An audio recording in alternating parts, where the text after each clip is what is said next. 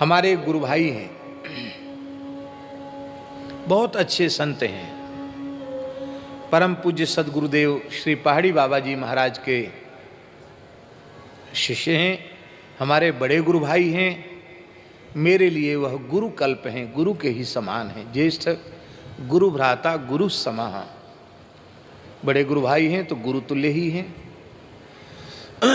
और खाक चौकी भगवान की सेवा कृपा करके उन्होंने ही इस दास को प्रदान की है।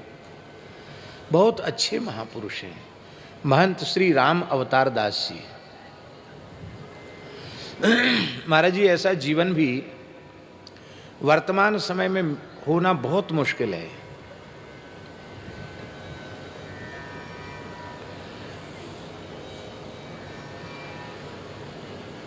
आज कितने वर्ष हो गए होंगे? कम से कम 8-10 वर्ष हो गए होंगे। 8-10 वर्षों से उनका संसार के किसी व्यक्ति से कोई संपर्क संबंध नहीं है। जिस बाबा जी के पास फोन होता है उससे तो वो बातें ही नहीं करते हैं। उनके गेट पे लिखा, कुटिया के सामने लिखा है, जो बाबा जी फोन रखते हैं उनको बाबा जी नहीं समझते, इसलिए दूर से ही राम राम है। फोन वाले बाबा जी से तो संपर्क ही नहीं रखते। कछु लेना न देना, मगन रहना, एक फूटी कौड़ी किसी से लेते नहीं, देते नहीं।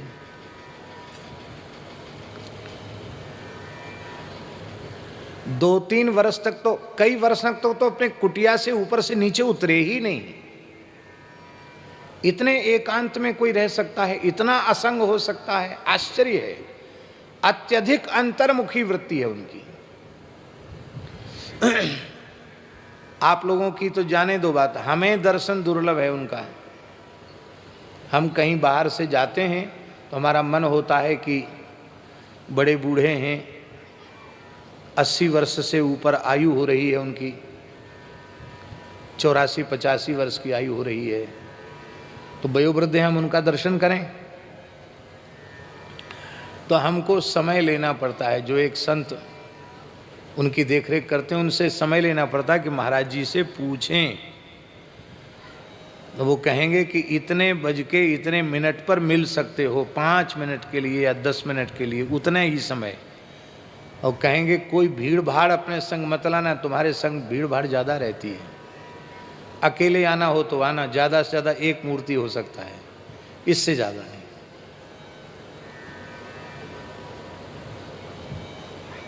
मनमोहन शरण जी एक उदाहरण है वो, कि शरीर संसार से असंग रहकर अत्यंत वैराग्य पूर्वक अहर्निश भगवान का भजन कैसे करना चाहिए, उसका वो एक उदाहरण है। दूर दूर तक संसार से कुछ भी लेना देना नहीं, संसार की किसी चर्चा से लेना देना नहीं।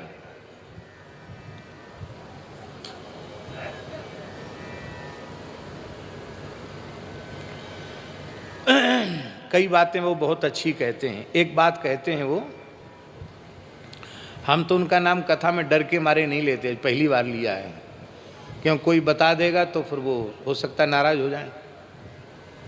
लो, वक्ताओं का काम ही यही है, इधर की उधर करना,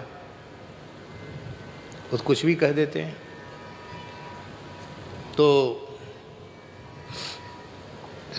वो कई बात विनोद में कहते हैं, अच्छी लगती है।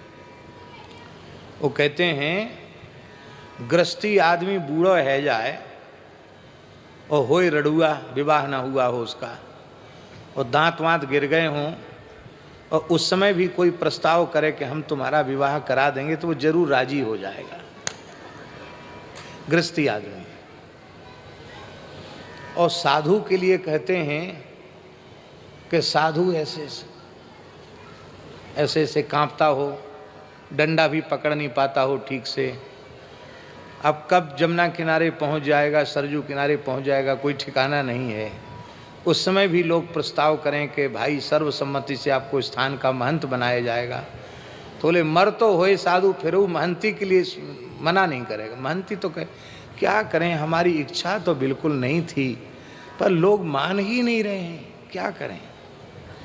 अब लोगों का मन तो रखना पड़ेगा। तो कहते बूढ़ा भी साधु महंती के लिए मना नहीं करता, और गृहस्थी बूढ़ा है जाए तो ब्याह के लिए मना नहीं करे।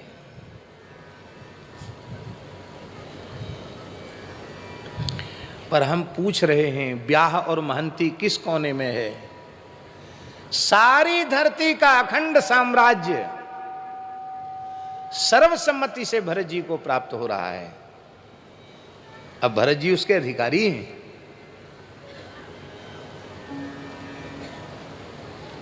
ऐसी भी बात प्रसिद्ध है कि कैकेयी का विवाह भी, कैकेयी महाराज की पुत्री स्वरूपांबा से विवाह ही इसी शर्त पर हुआ था कि मेरी पुत्री का जो पुत्र होगा वो राजा बनेगा।